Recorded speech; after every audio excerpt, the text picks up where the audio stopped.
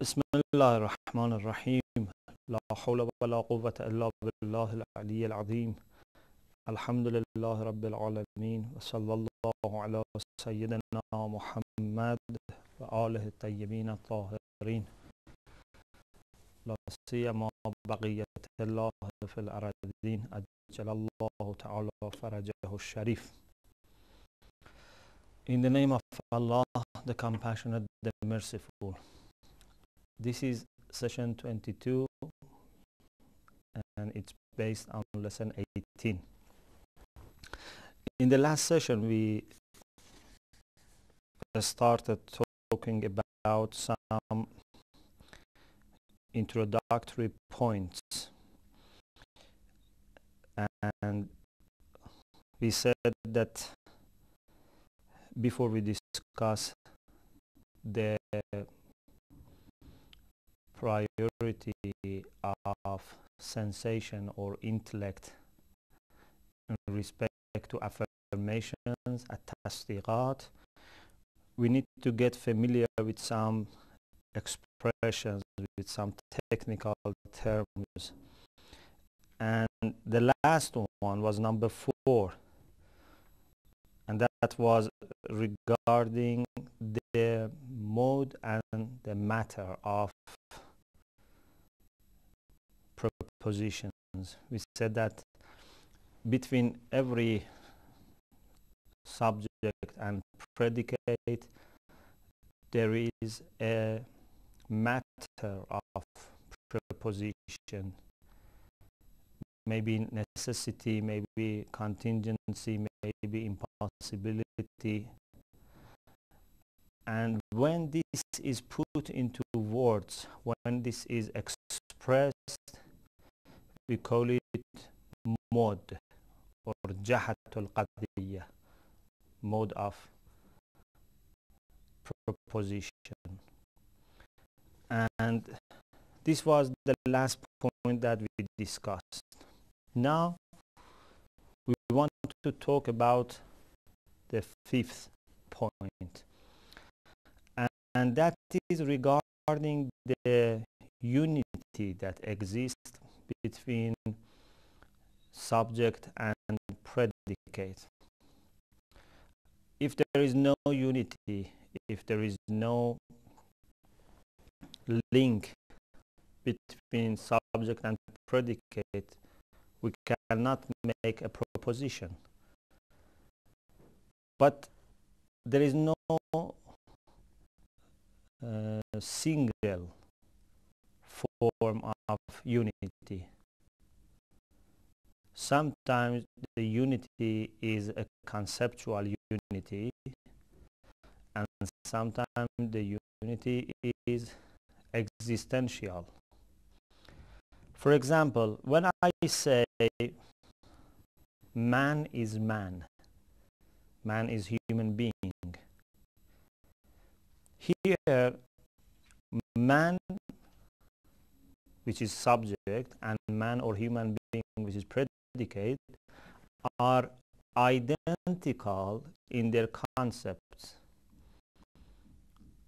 So we have conceptual unity. So we say something in subject, and the same concept, maybe in more details, maybe the same, exactly the same, is mentioned in predicate. So if I say man is the same. If, for example, I say instead of man in the predicate, I say thinking animal. Say man is thinking animal, and I mean by thinking animal al-haywan al-natiq as a detailed account of man, including its common part and its unique and exclusive part. Common part between man and other forms of animal, and the unique or exclusive part, which is exclusive to human beings. So in both cases, whether I say man is man or I say man is thinking animal or a speaking animal, I have made a proposition out of two concepts which are identical. This is a form of proposition. But there is another form of proposition which is more popular in our ordinary life and in our ordinary way of talking, and that is to have two concepts which may not be identical in their understanding or in their sense, but they have some existential relation. That is, in the reality outside, as being, as to existence, they are identical. For example, if I say man is a truth seeker, or if I say this man is a doctor, or this man is a philosopher, this man is a logician, this flower is yellow. Here, I am not suggesting that the concept of subject and the concept of predicate are identical. No. I am saying that these two concepts have now been concerned, have been applied to the same reality, the same thing which is man, the same thing is doctor, the same thing which is a flower is yellow. So here we have existential unity, or what is known in classic logic as hamle sha'ir sana'i. So if you look at the screen, it's good to get familiar with the Arabic names as well.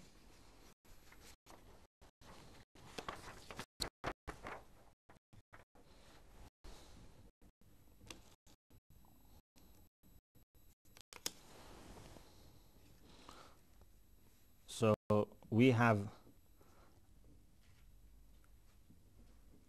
al-hamlul awwali,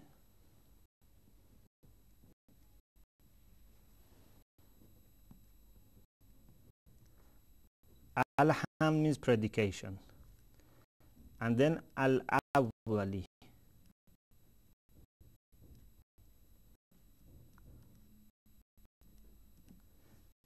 al-awwali, which means primary, first. So al-haml al-awwali means first predication or primary predication, and this is where A, when we say A is B, A and B are two identical concepts, like man is man.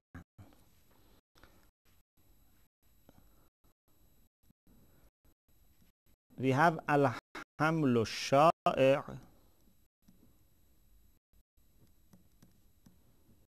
which is also said sometimes al-hamlu sha'i' as sana'i. Al-haml is predication, الشائع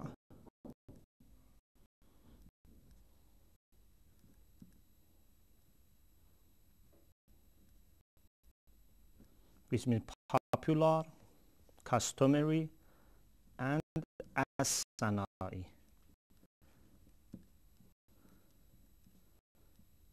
Sana'i means related to sana'a, and sana'a means techniques, means science, discipline. This is when I say A is B, but A and B are not two identical concepts. They are two concepts which apply to the same instance, same existence. This is why some people say that here we have unity of instance, unlike al-hamlu al-awwali, primary predication, in which we have unity of concepts. Okay.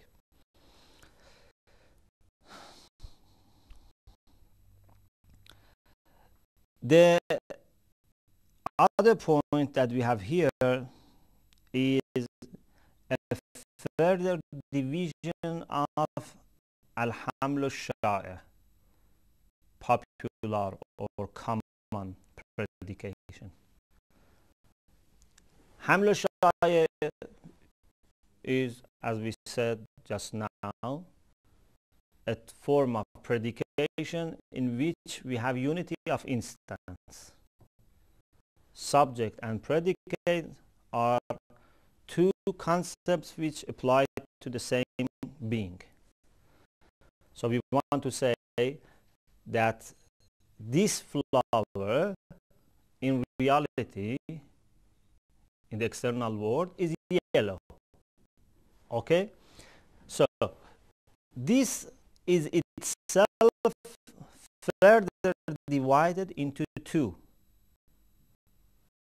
Sometimes al-hamlu al-sha'i' or common predication is a proposition in which the predicate is the concept of being or existence. If I say this flower is existent, or this flower exists, makes no difference for us in this regard. What I am saying is that this flower has a reality. So I am predicating the concept of existence of the subject of, for example, flower. This flower exists, or this flower is existent. So the predicate is existence. Sometimes, instead of saying that this exists, I want to say something more. I say this flower is yellow. When I say this flower is yellow, it means that it is more than just existence. I am giving you an extra piece of information. It's not only existent, but also it has this quality of being yellow. So when I say this flower is yellow, this is more complicated than just say this flower exists. This is why they call the first form al-haliyya al-basita, and the second al-haliyya al-murakkaba. Please look again at the screen.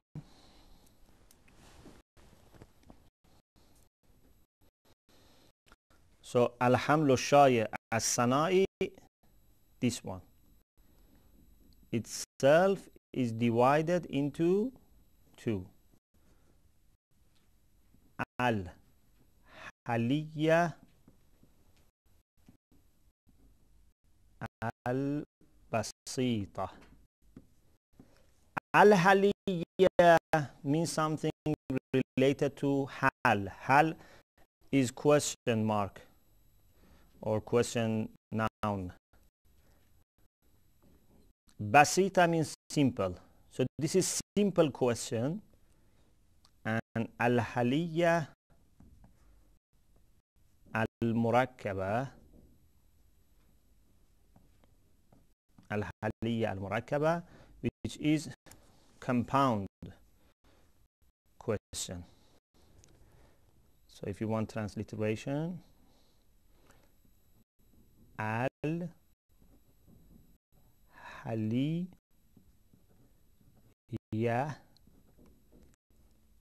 which means question,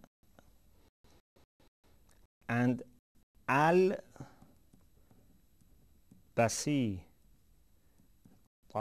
which means simple. Then for the other one, al-haliyya is the same. Al-murakkaba,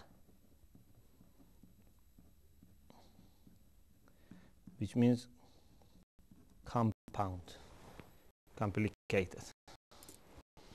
So we have simple question, we have compound question. We mean by simple question a sort of proposition in which we are informing our listener, our other party, that something exists. But in compound proposition, we are informing the partner that something has certain quality. It's not just a matter of being or not being. It's a matter of having some quality. So this is more than just existence. This is existence in a certain way. If I say this flower exists, it is simple. When I say this flower is yellow, it means that it exists with this quality. So this is also a terminology that you must learn. There is a discussion among some Western philosophers regarding the possibility of having simple question, al-haliyatul basita. Some have doubted the possibility of having existence as a predicate. But it seems that there is no problem, and the majority of philosophers accept that. Now, the seventh point is regarding al-haliyya al-murakkaba, compound question. This compound question itself is divided into two. Sometimes we have analytic proposition, and sometimes we have synthetic. We mean by analytic what is known in Arabic as at-tahlili. So al-qadiyya at-tahliliyya, or analytic proposition, is a sentence, a proposition, in which the concept of predicate is possible to be derived from the concept of subject. When I say, for example, all fathers are male,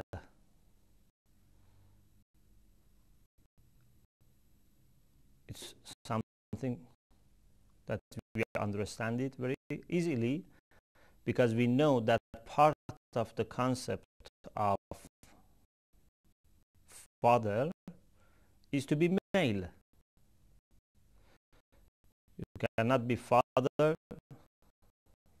without being male, or being mother without being female. So we call this sort of proposition al-qadiyya at-tahliliyya. Tahlil means analysis. It means that if you analyze the subject, you will reach the predicate. But we have also synthetic propositions. Al-qadaya at-tarkibiyya. Tarkib means synthesis. It means that predicate is not just part of subject. It's something new. So in the sentence you have combined two new things, two things which are separate.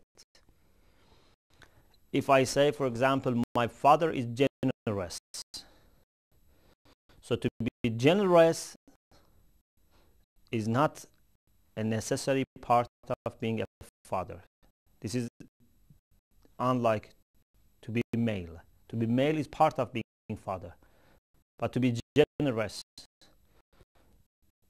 to be, for example, a scholar, to be tall, to be fat, all these qualities which may or may not be there for the subject make the sentence or proposition synthetic. This is very important in epistemology, because the whole question of epistemology for people like Kant and empiricists like Hume has been to show whether there are some synthetic propositions which are not dependent upon senses. Inshallah, we will gradually get more familiar with these ideas. To be synthetic, because if it is just analytic, so you are not informing your partner about something new. In sciences, in technology, in philosophy, we need to inform our partner about something new. So we need synthetic propositions. And we also want to see whether we can have synthetic propositions which are not based on senses or not. Empiricists say no, but rationalists like Kant say yes. So now the question is how to have some synthetic propositions without dependence upon senses. Inshallah, we will have our own discussion about this matter later. So when we divide propositions into analytic and synthetic, it's not just because we want to fill our time, we want to waste our time. No, it's because these are very important for us. In this way, we can distinguish between different forms of propositions, and we can find which one is the one that we need if we want to have certain knowledge about the world. The eighth point, excuse me, before I start eighth point regarding the seventh point, as I said, analytic and synthetic questions or propositions are sometimes based on experiences, on senses, and sometimes not. I just would like to add the names. If a sentence, a proposition, is based on experiment, on sensual knowledge, this is called a posteriori. And a posteriori means something which comes later. ما تأخر, which means something which is preceded by experiments. And it is opposite a priori, which means something prior to experiment. So what we need to have philosophy, to have metaphysics, to have theology, is to have some a priori synthetic propositions, means some form of synthetic proposition which is not based upon experiment. Because if it is based upon experiment, then it will not be certain. We will talk about this inshallah later. Point 8. In classic logic, every proposition is said to be either self-evident or non-self-evident. Sometimes they call it speculative. We mean by self-evident al-badihi. So al-qadiyya al-badihiyya or al-qadaya al-badihiyya in plural form means a proposition which is self-evident. Something that you know for sure, you do not need to prove that, and it's clear and obvious. But al-qadaya an-nadariyya, speculative propositions, are those which are not evident. You need to argue for them. You need to prove them. So you must use some self-evident propositions to prove this one.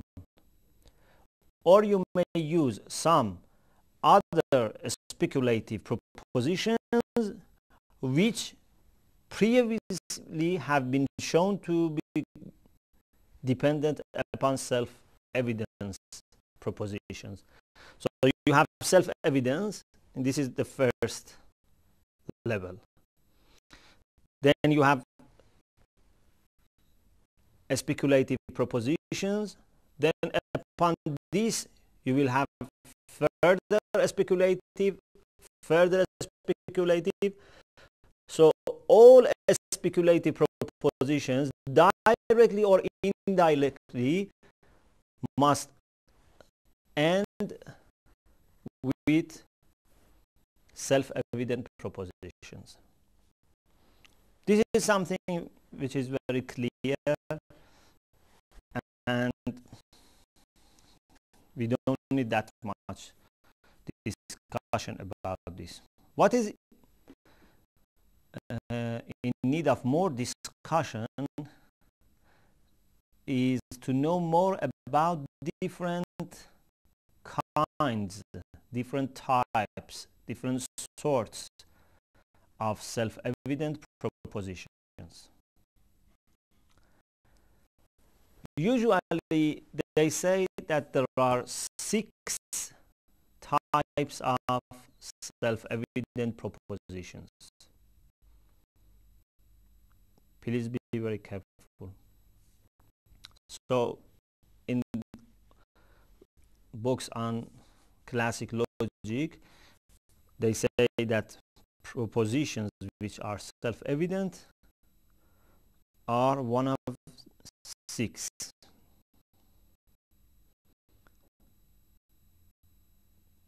The first is primary self-evident propositions. Al-qadaya al-awwaliyya.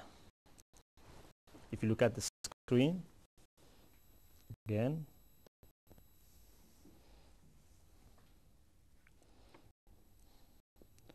so you have al-qadiyya. Al-qadiyya is the singular form of al-qadaya, which means proposition. Al-badihiyya. Al-qadiyya.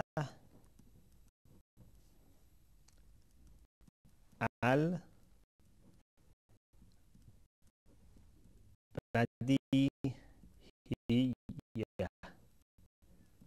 Okay, this means self-evident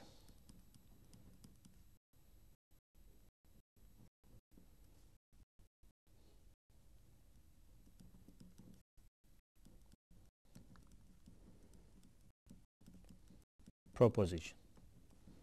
Okay, this may be sometimes what we call it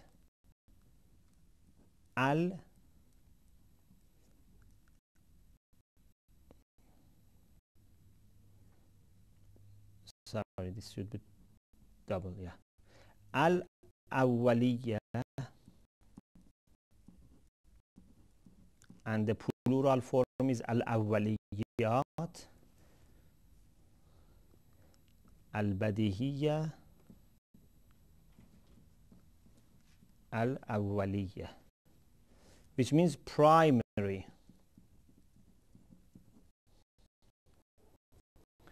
And this is the most obvious form of self-evident propositions. And we mean by this a proposition whose approval, whose confirmation only depend on conceiving subject and conceiving predicate. You don't need any proof. You don't need any argument.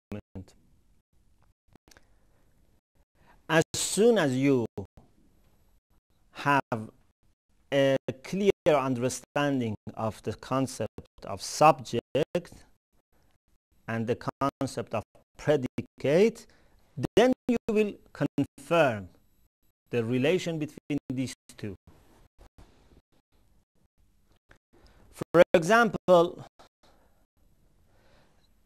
the impossibility of having two contradictory things together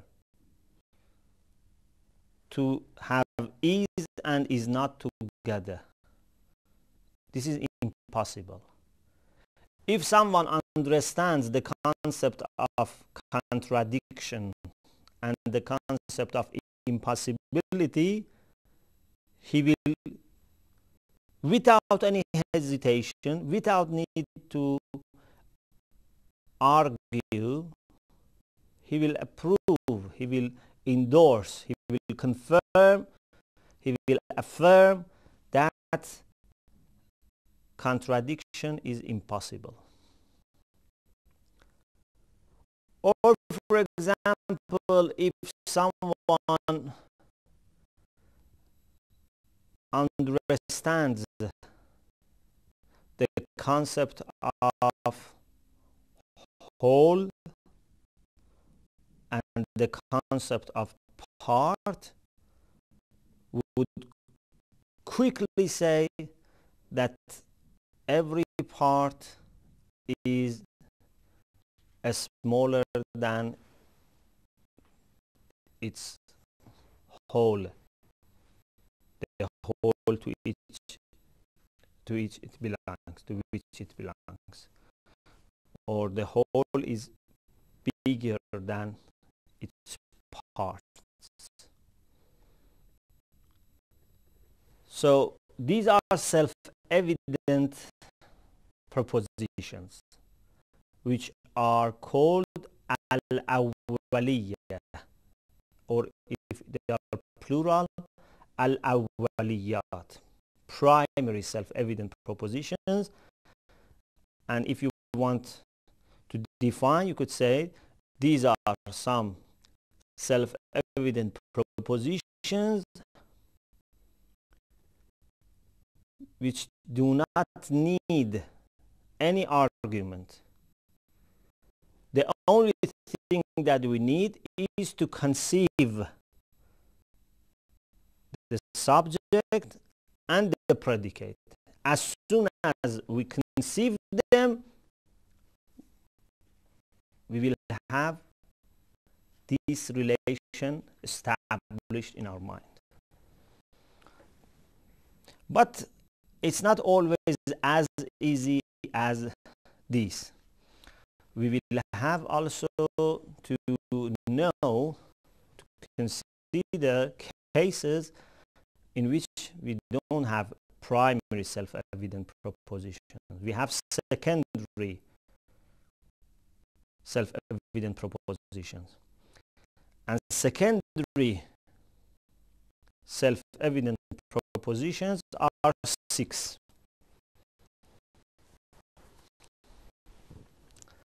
So secondary الثانوية. Secondary means الثانوية.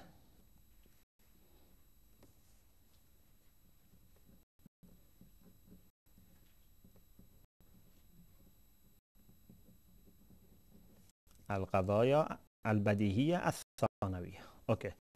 These are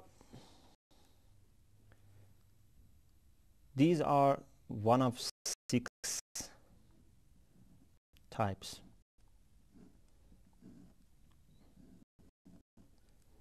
Sometimes they are based on senses. الحسيات.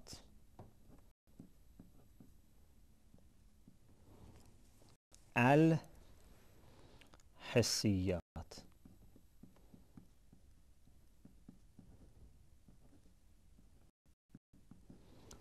So these are based on senses. I see in front of me, see in front of me a flower. I see in front of me a blackboard, a desk, something else. So these are things that I know for sure. These are clear. But the reason that I know them is because one of my 5 senses make me understand them. The second is al-wajdaniyat.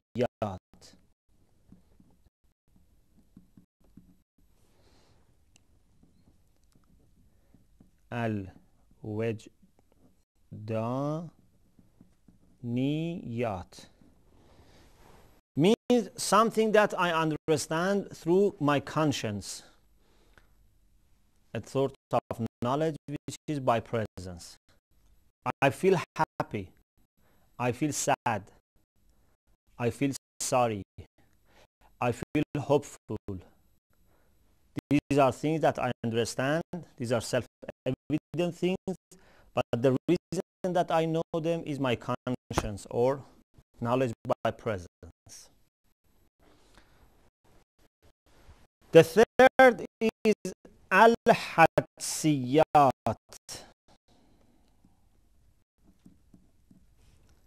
Al-hadsiyat.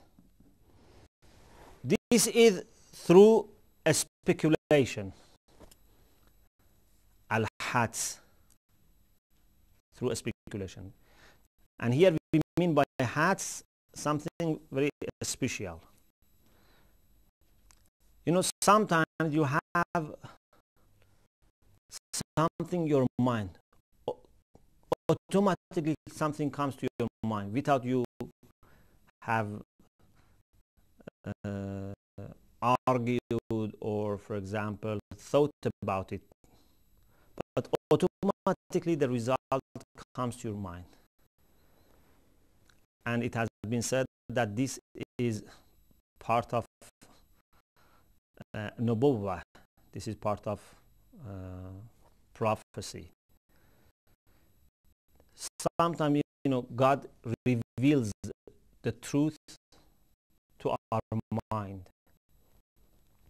So without having any need to think about something, automatically the answer comes to our mind. And we become certain about something. So you hear something, then automatically the answer comes to your mind. This is called al-hats. This is also considered as one of the secondary self-evident propositions. Then we have al-fitriyat.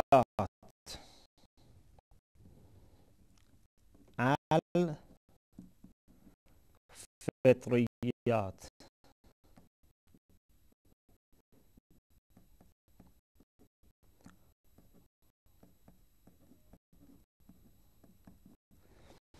This is through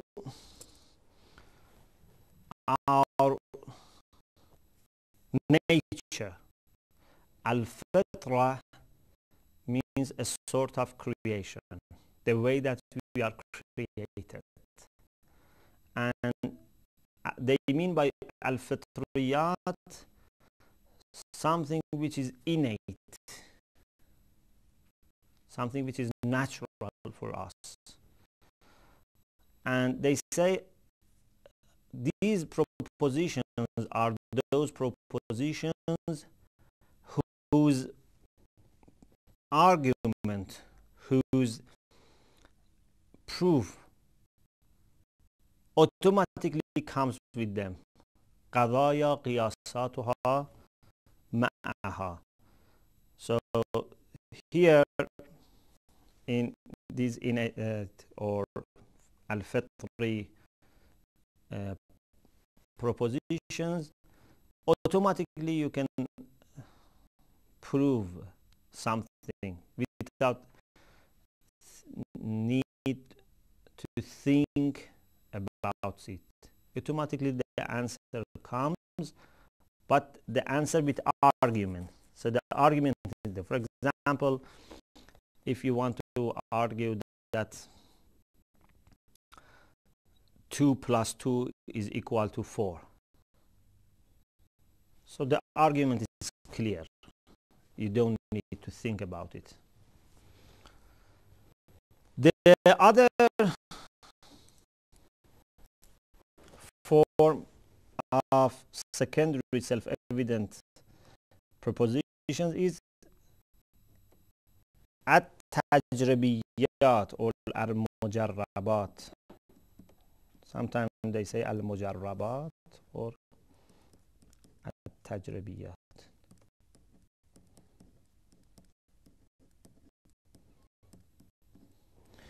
This means a sort of proposition which is through experiment. The difference between al-hissiyat and at-tajribiyat is that in al-hissiyat we have something individual, some particulars that we know by our senses. Like, for example, I see this flower or this blackboard in front of me. In at-tajribiyat or al-mujarrabat,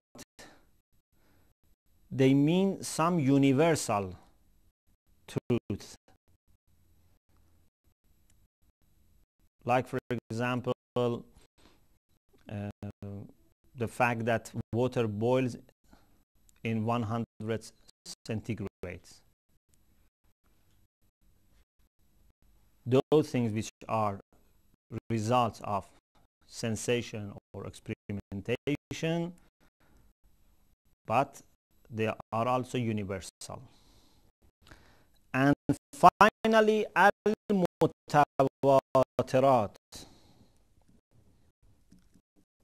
Al-mutawatirat.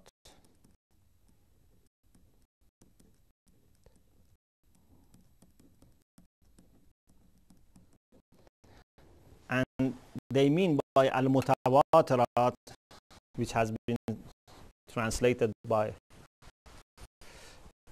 the translator as testimony, knowledge through testimony. They mean by mutawatirat something which is frequently narrated. The literal meaning of tawatur in Arabic is frequency.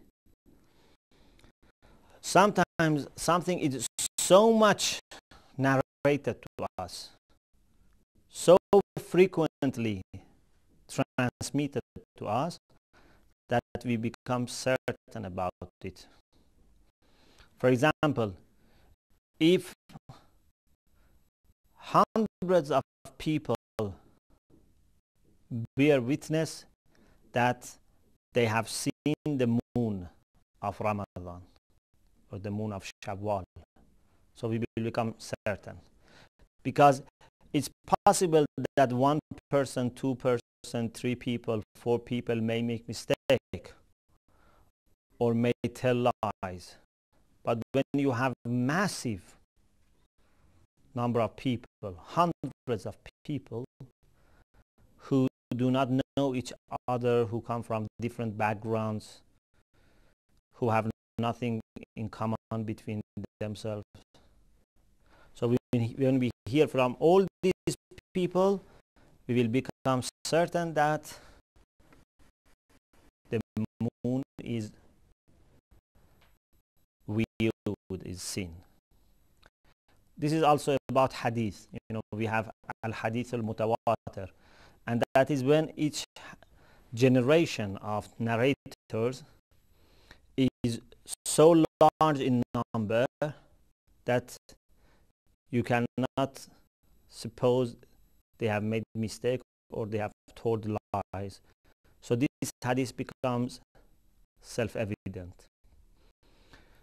So for example, the first generation who have narrated from the Prophet have been 100 people. Then second generation, another 100 people. Third generation, another 100 people. So 100 from 100 from 100. So we will make sure that this hadith must be certainly and obviously said by the Prophet himself. Of course, we cannot fix the number to say it must be 100 or it must be 50. The number must be so high that there leaves no place for doubt or suspicion. Okay. Traditionally, it has been suggested that there are these 6 secondary propositions which are self-evident.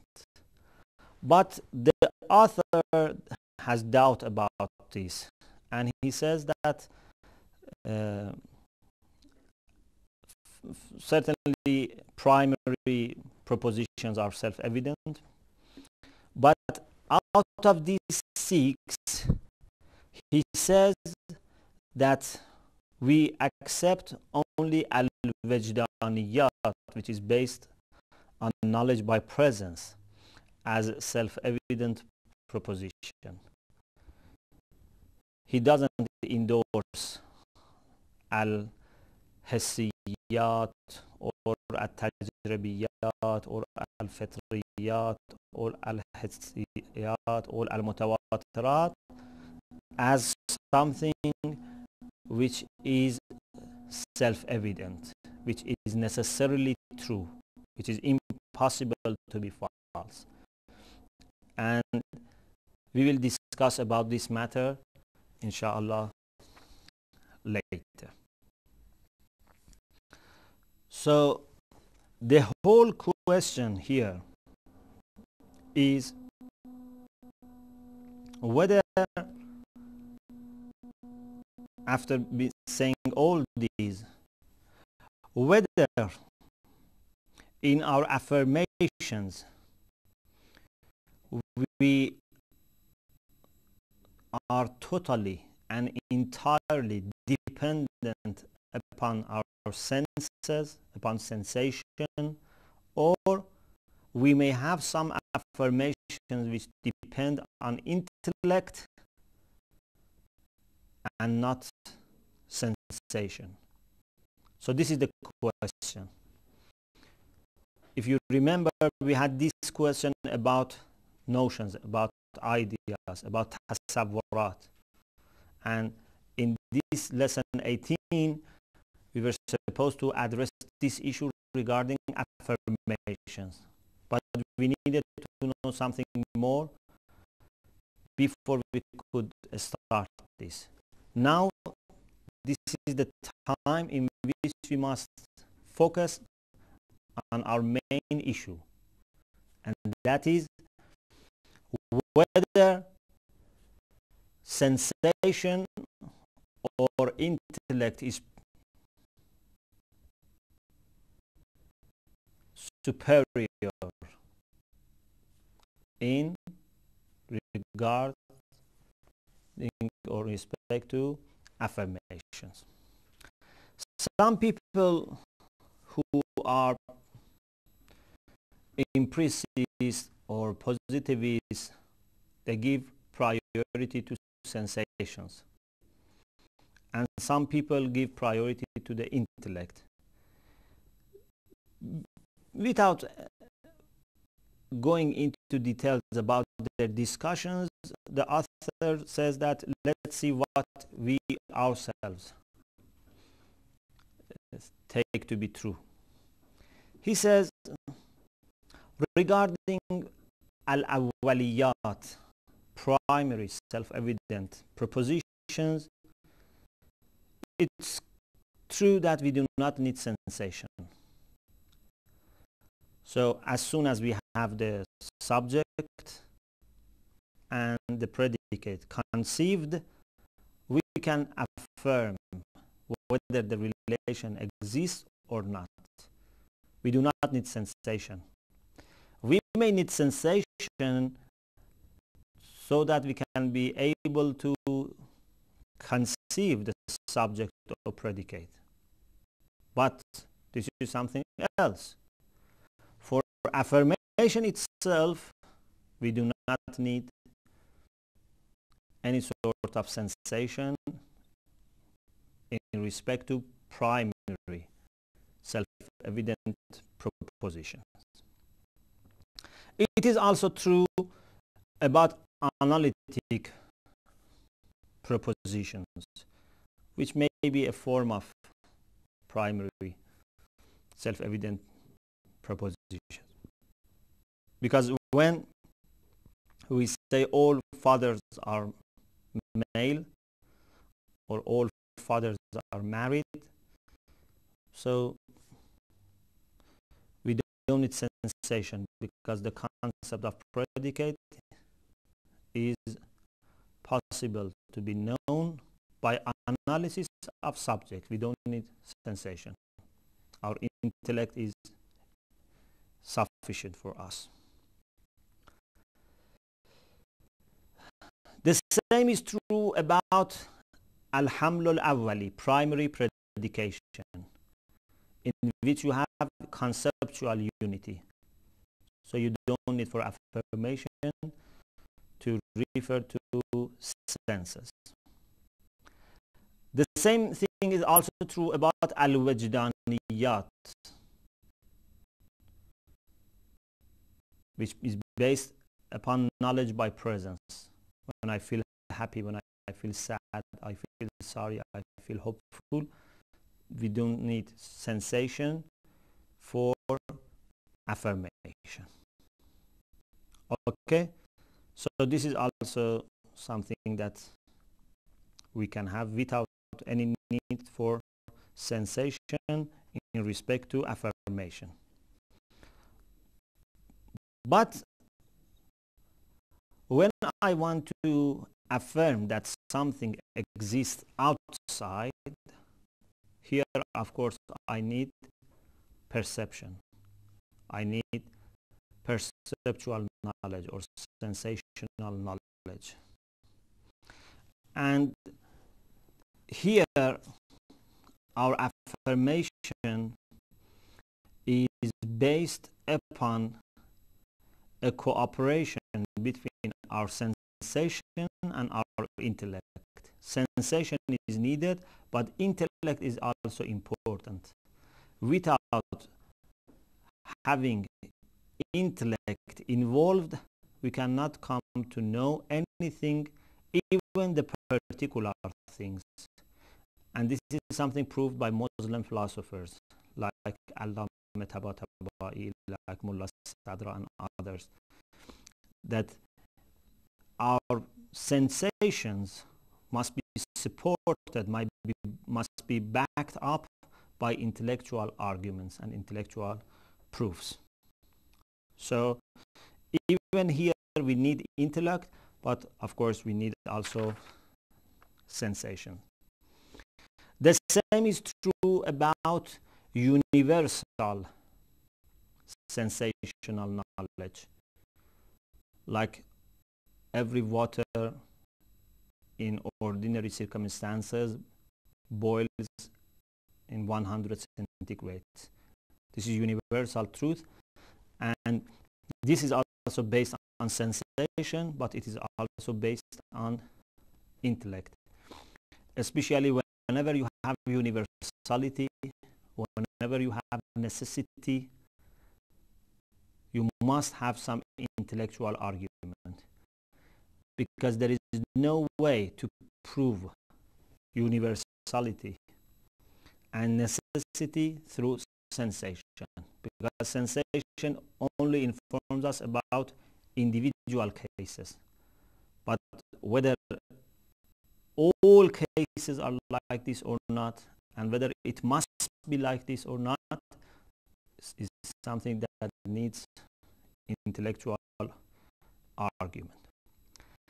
The last thing is when we want to have a double knowledge, that is a knowledge about our knowledge, that is a knowledge about the impossibility of our first knowledge to be false. Here again we need our intellect, because if I say, for example, this flower is yellow, how can I make sure that this flower cannot be non-yellow? It's through my intellect. It is my intellect that tells me that if this is yellow, it cannot be contradictory. So here also we need the intellect. In this way we have finished lesson 18, and inshallah in the next session we will talk about a very important topic in epistemology, and that is about the value of knowledge. And some of these discussions will be repeated, but in more details, and our aim will be to see whether we can have some knowledge which is immune from doubt, from suspicions, and can be strong, can be taken as certain and evident articles of facts or not. وآخر دعوانا أن الحمد لله رب العالمين.